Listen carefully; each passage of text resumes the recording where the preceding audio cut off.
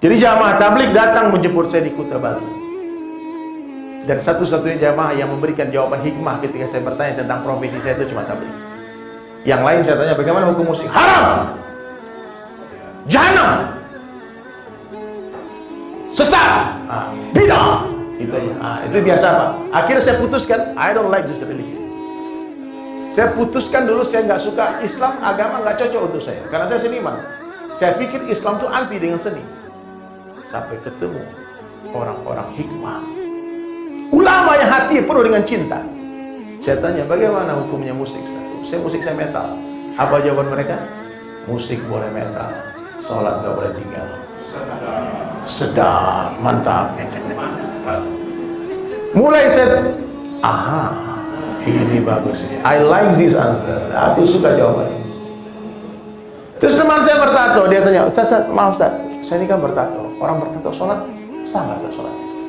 Apa jawaban mereka? Orang bertato sholat luar biasa. Yang aneh itu nggak punya tato nggak sholat. Mantap kali ini orang-orang ini.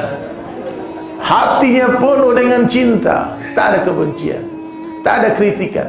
Dan waktu itu ada satu kalimat mereka yang mengesankan hati saya. Kamu orang mulia.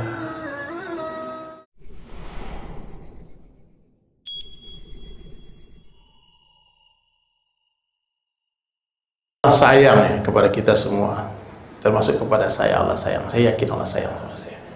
Saya mengenal Islam bukan di Mekkah, Madinah, bukan di madrasah. Saya justru mengenal Islam di tempat hiburan malam, di tempat hiburan malam di Pantai Kuta di Bali. Saya dapat hidayah itu di dalam kafe, dalam diskotik. Ya, paham enggak? Jadi ibu-ibu mungkin yang selama ini nggak tahu, dipikir dari Sulaiman nih udah kiai dari kecil juga, bukan?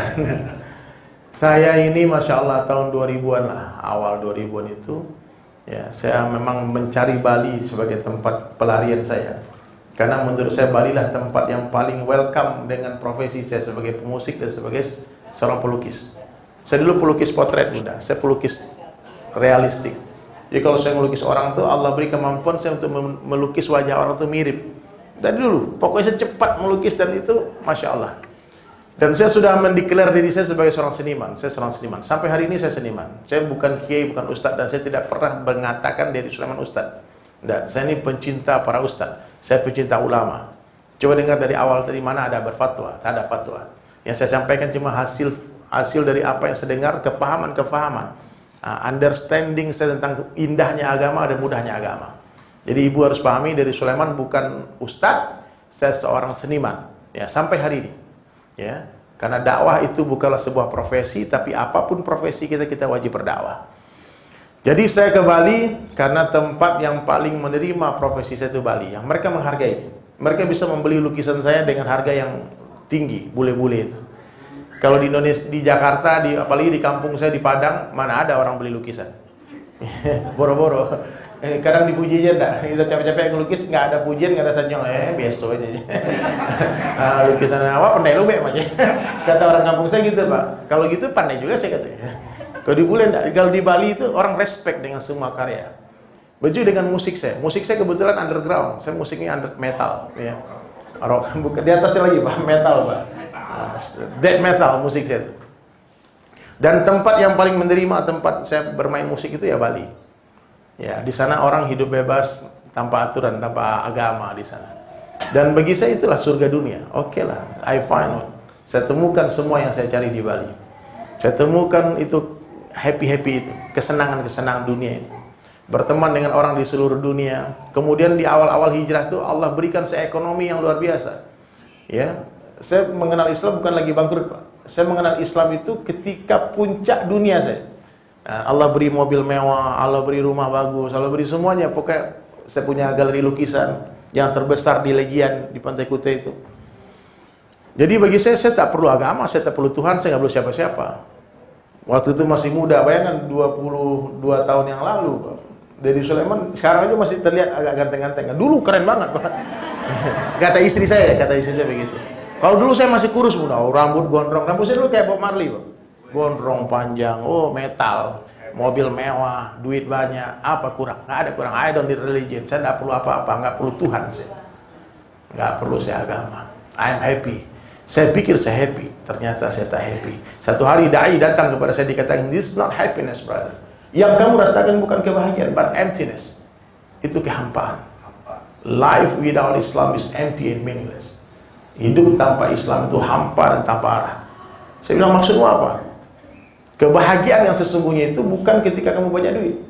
Kebahagiaan yang sesungguhnya itu bukan ketika kamu punya segala-galanya, tapi ketika kamu tak punya apa-apa lagi. Bahkan ketika kamu tak mampu lagi bernafas, Allah akan berikan kebahagiaan hakiki nanti dalam kubur. Life is too short, hidup terlalu singkat. Dakwah singkat ini ya di kafe. Saya dengar hadirin sekalian, di kafe. Saya dengar dakwah di kafe. Siapa yang datang? Jamaah tabligh yang datang. Jamaah yang sering diusir-usir orang itu. Jamaah kompor apa itu, ninggalin istri. Ajak mereka yang selamatkan saya. Jamaah itu ada di seluruh dunia, nggak ada namanya, nggak ada benderanya. Mereka bergerak seperti hantu, nggak ada jelas. Datang tadi diundang, pergi tadi antar. Jamaah itu diusir pergi aja, Jamaah tabligh kalau diusir berkali-kali nggak pernah marah, Bang. Santai. Ustaz Somad itu kemarin kalau urusan dakwah dia nggak akan marah, Pak. Ustaz Somad berkali-kali diusir untuk dakwah, dia nggak marah. Tapi kemarin kenapa dia marah? Dia diusir karena dia pergi holiday. Dia urusan dunia. Dia marah, harus dibesarkan ini kan. Tapi kalau urusan dakwah memang sunnahnya dakwah ini diusir. Saya ini pernah diludahin orang, muka saya diludahin orang pernah. Tapi saya nggak marah, saya bilang, oh, ini kemuliaan macam apa nih ya Allah? Kemuliaan macam apa? Dulu yang diludahin hanya Nabi-Nabi. Kenapa dari Sulaiman diludahin juga? Apa-apaan ini?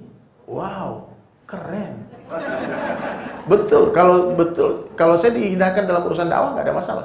Saya berkali-kali diusir, dibilang gila, dibilang sesat, dibilang ini semua. Bagi saya, it's no problem.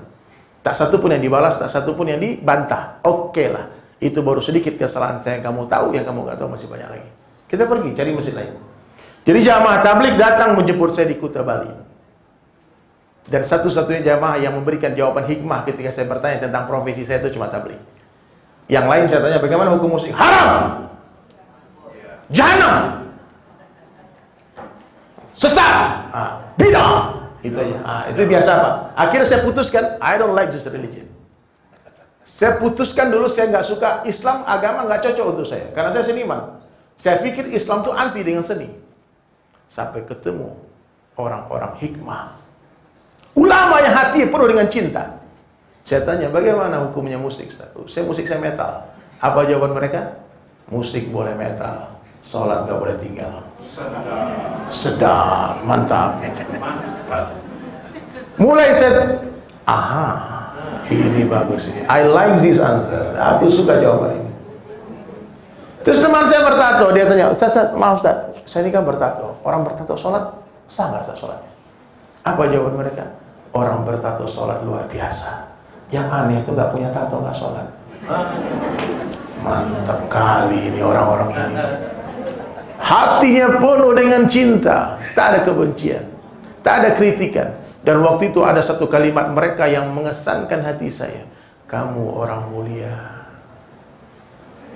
Bayangkan Pak, anak metal di kafe, di tengah banyaknya khamar, banyak perempuan bule yang tak berpakaian seksi-seksi. Tiba-tiba di kafe di Bali, tiba-tiba datang orang membawa cahaya ke tempat itu dan memberikan kabar gembira dengan lisan yang sangat manis. Dia katakan, kamu orang mulia, kamu calon raja di surga. Saya bilang, wow, what is this? Siapa ini? Siapa mereka ini? Saya kasih duit, dia tolak. Enggak mau, kami datang bawa duit. Kami datang ke sini karena Allah saja. Tak ada maksud apa-apa. Kami ingin kamu bahagia masuk surga. Kamu orang mulia, kamu saudaraku. Kenapa saudara? Karena di hatimu ada la ilaha illallah Muhammad Rasulullah. Please come to masjid, brother. Datanglah ke masjid. We stay 3 days di masjid. Kami 3 hari di masjidmu. Dan waktu itu, Bunda, tahun 2000 itu, saya bilang, insya Allah. Kalau anak metal bilang insya Allah, dia pasti datang. Kenapa kalimat itu tak pernah terucap, jarang-jarang terucap. Yang susah ini Pak yang rajin-rajin, insya Allah, itu biasanya nggak datang itu Pak. Datang dia, insya Allah.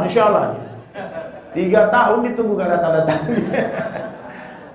Itulah awal cerita. Dan waktu itu saya mau meninggalkan profesi saya sebagai musisi. Saya mau meninggalkan semuanya. I don't need semua hiburan dunia. Saya nggak perlu. Saya sudah bahagia. Karena saya memahami yang mencari kebahagiaan orang susah. Yang mencari kebahagiaan siapa? Orang susah. Orang sudah bahagia nggak cari kebahagiaan lagi. Maka orang bahagia tak perlu hiburan. Makanya jangan heran Pak. Ustadz hafiz Quran, dia nggak perlu dengar musik, dia nggak nonton TV, dia nggak nonton bioskop, nggak nonton apa-apa, santai aja, dia sudah bahagia. Dan the biggest business on earth, bisnis terbesar di dunia apa? Bisnis entertain. Itu proof, bukti nyata sebagian besar manusia di dunia tak bahagia. Iya, Pak. Orang bahagia nggak perlu nonton lagi, Pak. Nggak perlu dia macam hiburan, nggak perlu konser musik lagi. Saya mau tinggalkan musik. Tahun 2001, 2002, 2003, 2004, 2005 sampai 2011 saya tak sentuh itu gitar. Sentuh. Lama saya ngambil gitar.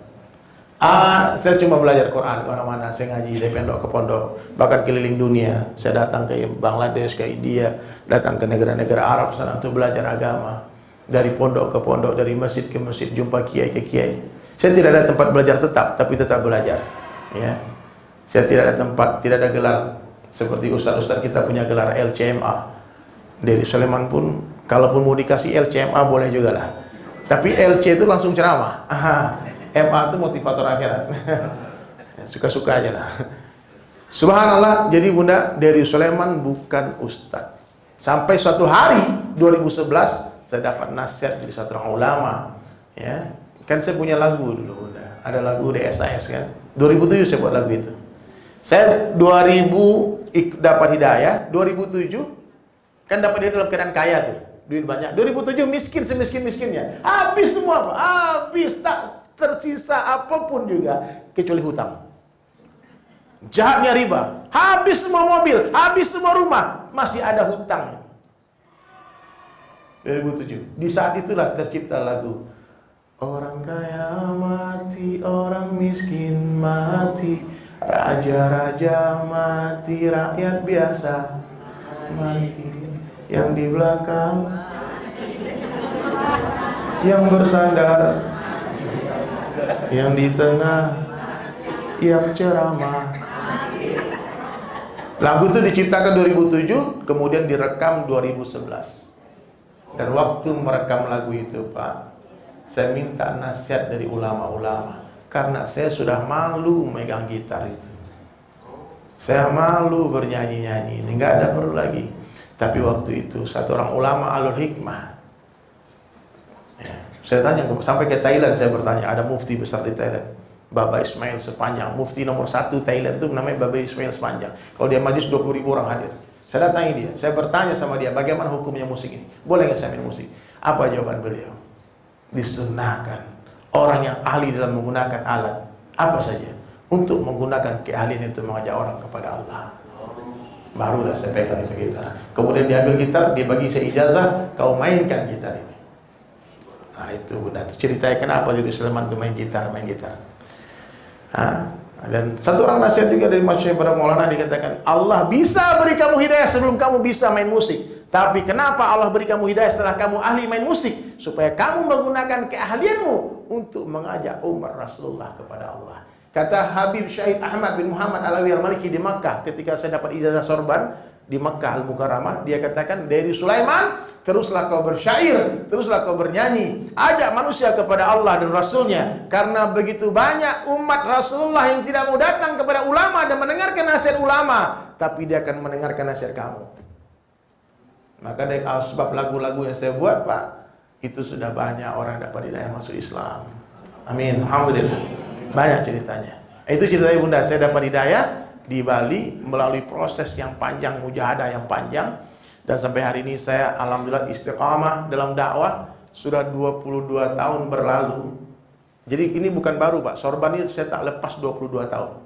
Selama 22 tahun saya sudah bersumpah tak akan tinggalkan 5 waktu berjamaah di masjid. Saya nggak tahu caranya untuk mencintai Allah dengan cara ini saja. Dan sekarang sudah nampak lagi satu tongkat, dia ada atas 40 umur kan, pakai tongkat. Pakailah tongkat itu. Jadi saya bukan kiai, bukan ustaz. Siapa Dedi Sulaiman ini? Seorang seniman yang sedang belajar mengajak umat untuk sama-sama mencintai Allah. Mengajak, bukan mengajar ya. Kalau mengajar nih ustaz kita nanti yang mengajar. Kalau Dedi Sulaiman mengajak. Ayo cintai ulama, ayo sholat ke masjid. Bagaimana cara sholat? Nanti tanya sama ustaz di sana. Paham? Dan sekarang Bunda, saya pun telah hijrah dari melukis makhluk hidup menjadi melukis kaligrafi. Dan alhamdulillah saya dapat penghargaan dari MURI tahun 2020 kemarin pas awal pandemi sebagai pelukis kaligrafi tercepat di Indonesia. Saya menulis cepat, Ustaz. Ya. Nah, ini salah satu contoh lukisan saya. Bukan Ustaz.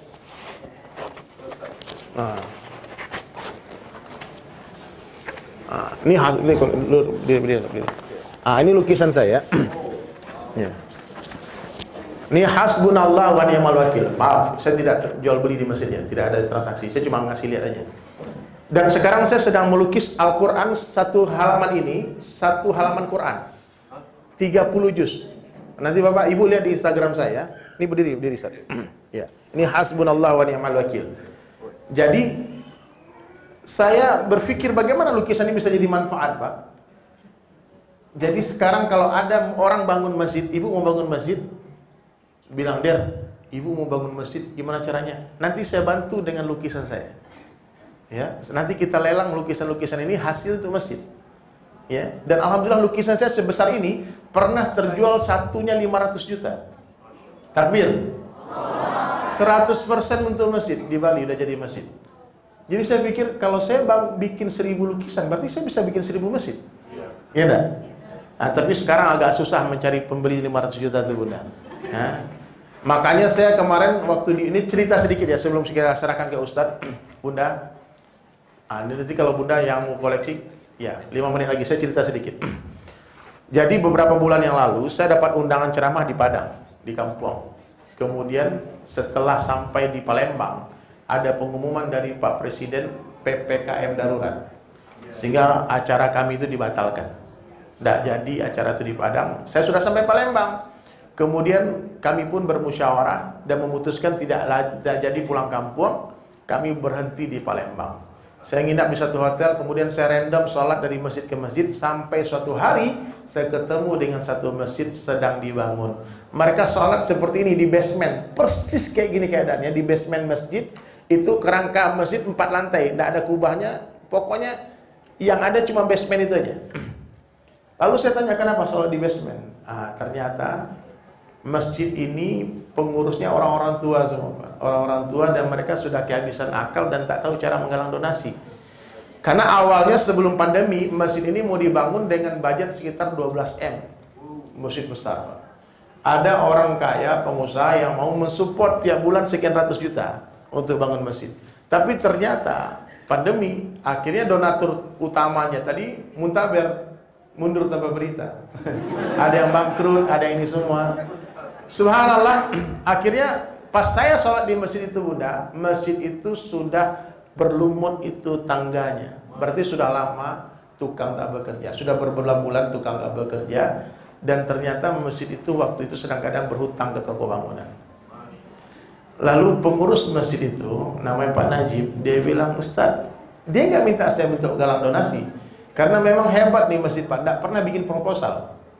Nah, dia nggak mau minta-minta, dia cuma menunggu keajaiban datang. Dan ajibnya lagi, saya datang ke masjid itu asbab doa mereka, menurut saya begitu.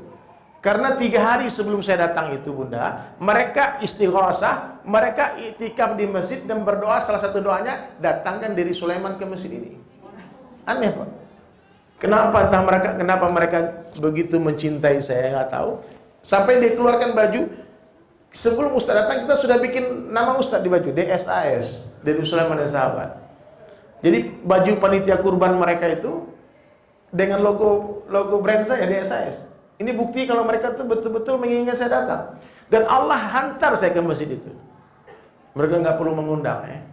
Subhanallah. Terus dia bilang, Ustaz, kami dengar Ustaz kan pelukis kaligrafi. Kalau nanti masjid kami selesai, boleh nggak ditulis kaligrafi di kubah masjid ini?